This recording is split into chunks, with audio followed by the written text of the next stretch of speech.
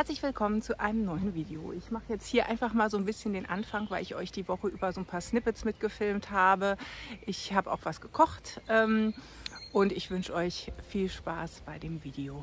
Ich habe mir gerade gedacht, ich stelle mal die Kamera an, denn ich mache heute was eigentlich total Einfaches, aber ich habe so einen Trick gelesen, den wollte ich jetzt mal ausprobieren und euch dabei mitnehmen. Ich wollte nämlich Bratkartoffeln machen.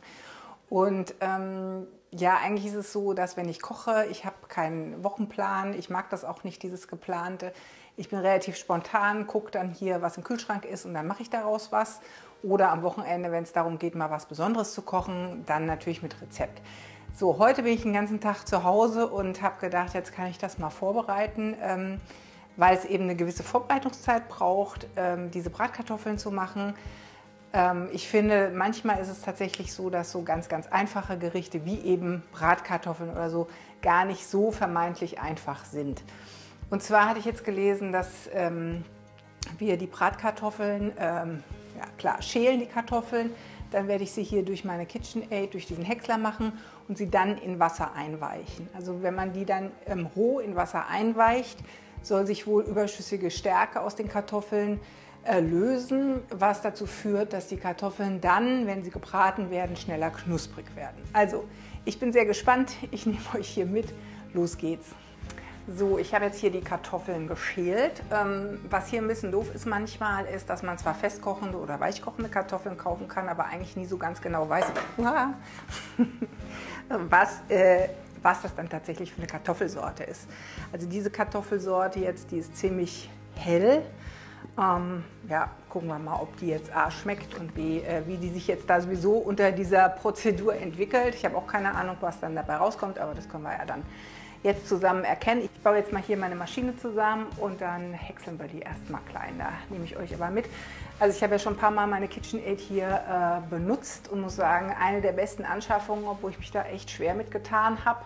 Eine ganze Zeit lang, weil die halt schon echt teuer ist, aber dadurch, dass die sehr schwer und eigentlich vorwiegend mechanisch ist die wirklich super, überhaupt nicht anfällig. Ich habe die jetzt seit, ich glaube, 6 oder 7 Jahren. Wir machen da unseren Pfannkuchenteig. Ich habe da auch schon Sauerteigbrot mitgebacken. Und dann, also wir haben vor allem jetzt diese Rührer und was ich eben auch habe, ist dieser Aufsatz, wo dann im Grunde genommen hier diese Teile reinkommen. Also das ist ja jetzt quasi ein Schneidewerkzeug, was Scheiben schneidet. Es gibt dann, das gibt es immer in so einem Dreier-Set, glaube ich. Da gibt es dann auch noch eins, was so ganz klein häckselt. Ja, und das sind die 2 Aufsätze für die KitchenAid, die ich tatsächlich habe und die reichen mir auch völlig aus. Ich weiß, es gibt total viele verschiedene Zusatzmaterialien. Wir haben einfach mit dem Standard angefangen und dann geguckt, was wir tatsächlich brauchen. Weil letztendlich ist es zwar immer verlockend, da noch Zeug dazu zu kaufen, aber eigentlich kommen wir wirklich total gut aus mit der Rührfunktion, der Häckselfunktion. Das Einzige, was ich gemacht habe, ist, dass ich 2 Schüsseln habe, die ich dann eben variieren kann. Zum Beispiel, wenn man dann mal während einem Kuchenrezept Eiweiß aufschlagen muss, dann ist es echt hilfreich. Gut, legen wir los. Ich nehme euch mit.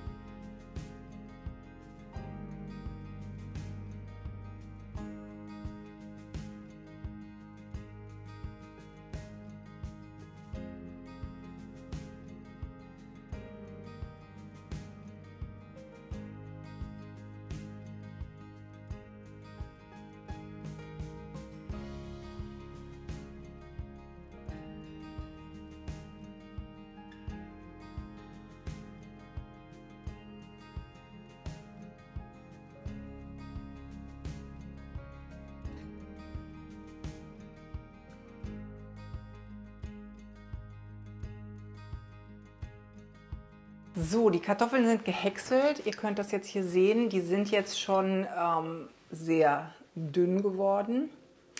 Das ist halt so, man kann das jetzt nicht irgendwie unterschiedlich stark einstellen. Letztendlich kann man natürlich die Kartoffeln mit dem Messer schneiden, das ist sowieso egal, oder mit einer anderen Reibe. Das funktioniert ja alles. Ich lasse jetzt hier drauf kaltes Wasser, sodass die bis oben bedeckt sind. Und dann lasse ich die so 20 Minuten, eine halbe Stunde ungefähr stehen. Dann gieße ich die ab, trockne die so ein bisschen mit dem Küchentuch ab und mache sie dann in die Pfanne. Aber ich nehme euch dann bei den Schritten immer auch ein bisschen mit.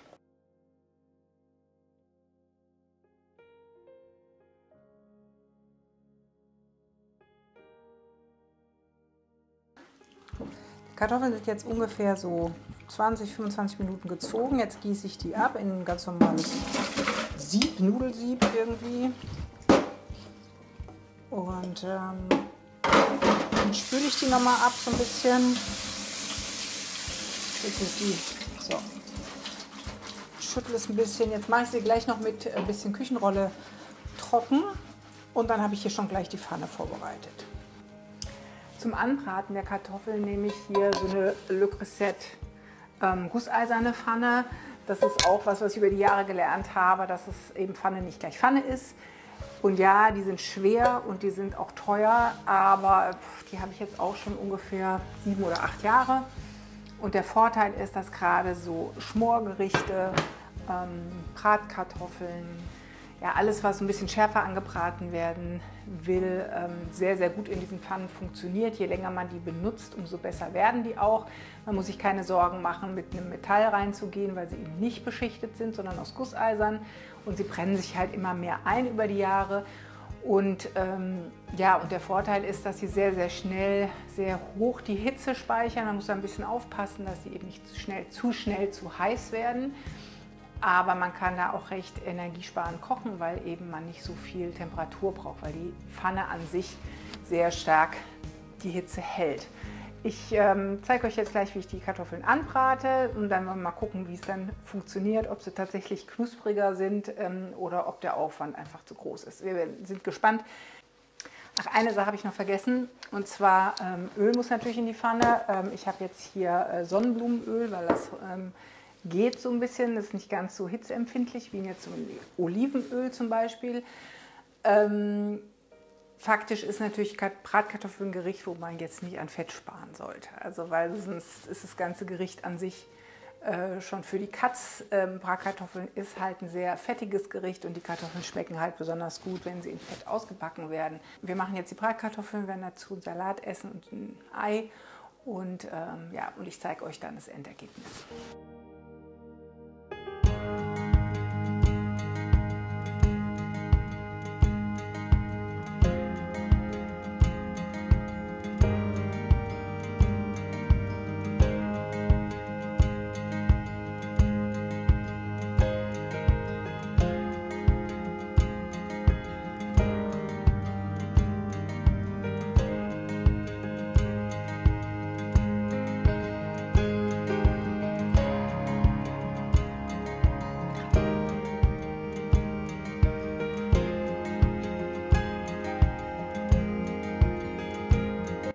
Das ist das Ergebnis. Es ist nicht so viel knuspriger geworden. Das kann aber bei uns an der Kartoffelsorte liegen.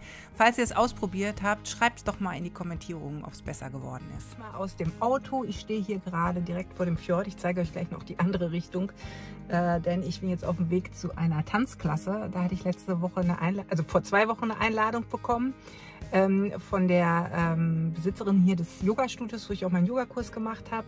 Und die macht montags abends immer so eine Dance-Class. Super anstrengend, aber nette Leute und richtig witzig. Ich habe mich jetzt für 3 Stunden nochmal eingebucht. Ich hoffe, ich überstehe es heute.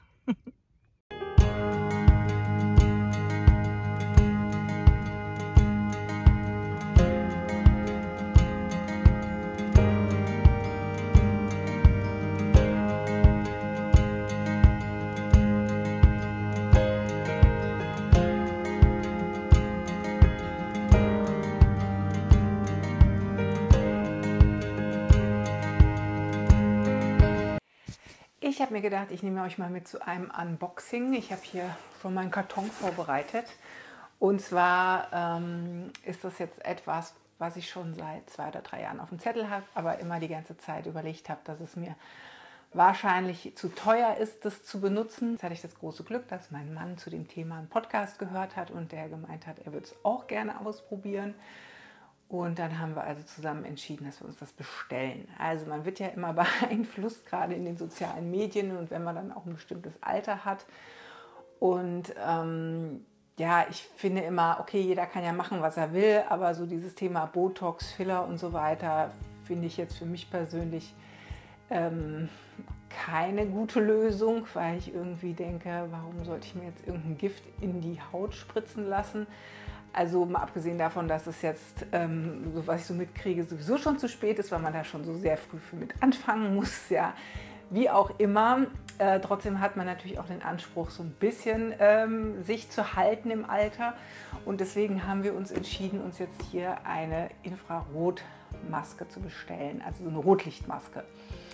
Und ich habe das schon ein paar Mal auch auf YouTube gesehen. Und das ist ja so ein bisschen, man sieht ja aus wie bei Kettensägenmassaker. Aber die Thematik Rotlicht ist eine ganz spannende, wohl auch jetzt gerade zu dem aktuellsten Podcast, den mein Mann gehört hat, dass es eben für die Haut viele Vorteile hat. Also zum einen ist es hilfreich bei Narben, bei Altersflecken, es ist eben kollagenanregend, das heißt, es soll auch so ein bisschen faltenreduzierend sein. Und dieses Rotlicht soll halt auch eigentlich für die Augen recht gesund sein. Jetzt wird es bei dieser Maske natürlich nicht dazu kommen, weil da ja die Augen ausgespart sind. Aber es gibt da wohl offensichtlich aktuell relativ viele Untersuchungen zu, die dieses Rotlicht eben sehr befürworten. Ich meine, viele kennen es ja auch noch von früher. Man hat vielleicht so eine Rotlichtlampe gehabt bei Erkältung oder so, die man benutzt hat. Es gibt Rotlichtsaunen, was wohl auch effektiv ist für den Körper. Und ja, also wir haben uns jetzt entschieden, eine Rotlichtmaske zu bestellen und die jetzt einfach mal auszuprobieren für uns beide. Ja, und ich glaube, dass man sich da auf jeden Fall vielleicht auch entspannend was Gutes tun kann mit, egal wie der Output ist. Also ich glaube jetzt nicht daran, dass es jetzt so einen wahnsinnig großen Effekt hat, aber langfristig vielleicht einen kleineren, hoffe ich zumindest. Nichtsdestotrotz, ich habe die jetzt bestellt gehabt. Das war ganz interessant mit der Bestellung. Ich habe die bei Current Body bestellt. Es gibt unterschiedliche Hersteller. Das ist jetzt auch null gesponsert, wir bezahlen das komplett. Aber es ist eben auch so gewesen, dass ich die bestellt habe. Dann hat sich die Lieferzeit ewig verzögert. Wir haben aber immer eine gute Info von dem Hersteller bekommen und wo ich es jetzt abholen sollte auf der Post, war es eben so, dass das Paket halb zerstört war und der Postbote mir eben sagte, ja, also entweder Sie lassen es jetzt hier und es geht automatisiert zurück oder Sie nehmen es mit und wenn dann was kaputt ist, müssen Sie es halt mit dem Hersteller klären. Ja, das war mir jetzt zu risky bei dem Betrag und ich habe dann ein Bild von dem Paket gemacht, habe das zu Current Body gemailt und gesagt, wo die Problematik liegt. Und die haben wirklich einen super Kundenservice, das kann ich ja schon mal hier vorab sagen, weil die gesagt haben, ah nee, lassen Sie es da, es geht dann zurück, wir schicken direkt ein neues mit Express raus und legen Ihnen noch ein paar Goodies bei. Ja, und das ist jetzt wirklich sehr schnell gekommen. Also schon mal erste gute Erfahrung mit dem Kundenservice, obwohl wir jetzt relativ lang drauf gewartet haben. Ich packe es jetzt mal aus, ich bin gespannt. Ja, also wir haben jetzt hier, das sind wahrscheinlich die Goodies, also dreimal so kleine Augenmaskenpads und dann nochmal so 3 Hydrogel-Gesichtsmasken. Die haben sie uns jetzt als Goodie mit reingemacht, das finde ich also schon mal sehr nett, freue ich mich. Das heißt, das ist jetzt die Verpackung, nicht so wahnsinnig groß und auch relativ schmal. Und so sieht diese Maske aus. Also ich weiß nicht, ob ihr die schon mal irgendwo gesehen habt. Die ist hier so eine relativ leichte Folie und hier hinten sind ganz viele von diesen kleinen Lichtern. Und das ist zum Beispiel auch der große Unterschied, worüber ich mich jetzt eingelesen habe, dass es eben diese Masken in sehr unterschiedlichen Preiskategorien gibt. Und jetzt diese Current Body Maske auf jeden Fall zu den teureren gehört. Ich weiß jetzt gar nicht mehr, was ich bezahlt habe. Ich meine 370 €, sowas in dem Dreh, also schon ordentlich. Es gibt deutlich günstigere, aber man muss dann immer darauf achten, dass die Lichtquantität hinten auf der Maske sehr unterschiedlich sein kann. Also diese Maske, und es gibt auch noch einen anderen Hersteller, der auch im ähnlichen Preisrange liegt, die haben also schon relativ viele Lichter hinten dran. Ja, also wie gesagt, das ist die Maske. Hier gibt es jetzt ein User Manual. Dann haben wir hier, was ich eigentlich ganz cool finde, noch so ein, ja, so ein Stoffsäckchen. Das heißt, wenn man die auch in Urlaub mitnehmen möchte, weil man die ja auch recht klein zusammenfalten kann, ja, ist das auch da mit drin. Dann gibt es hier noch so Aufsätze. Ich weiß jetzt nicht, vermute, dass das irgendwas für die Augen ist. Und Aufladekabel, und das ist es schon. Also ich bin jetzt gespannt, wir werden es jetzt beide ausprobieren, der Kurt und ich, wie sich das anfühlt auf der Haut, ob man dann wirklich nach ein paar Benutzungen was sieht. Also man soll die, glaube ich, so bis zu 3-mal die Woche benutzen, damit es eben irgendwie funktioniert. Ich glaube 3-mal die Woche 10 Minuten oder 15 Minuten, was ich eigentlich okay finde. Mit einem Hörbuch oder einem Podcast auf den Ohren ist das eigentlich eine super Geschichte auch zum Entspannen.